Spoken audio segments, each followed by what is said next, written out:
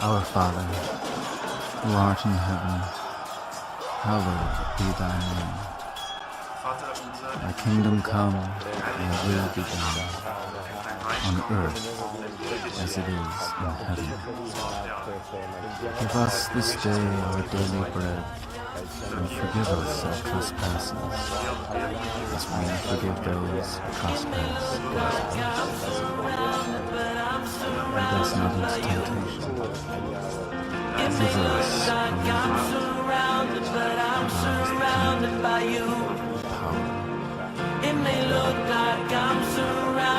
In the Incarnation we get, of course, this idea of vicariousness of one person profiting by the earnings of another person. In its highest form, that is the very center of Christianity. And we also find this same vicariousness to be a characteristic, or, as the musician would put it, a leitmotif of nature. It is a law of the natural universe that no being can exist on its own resources.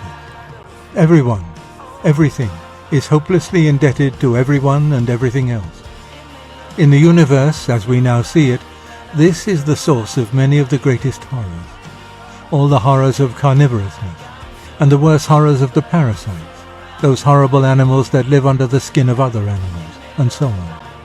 And yet, suddenly seeing it in the light of the Christian story, one realizes that vicariousness is not in itself bad, that all these animals and insects and horrors are merely that principle of vicariousness twisted in one way. But when you think it out, nearly everything good in nature also comes from vicariousness.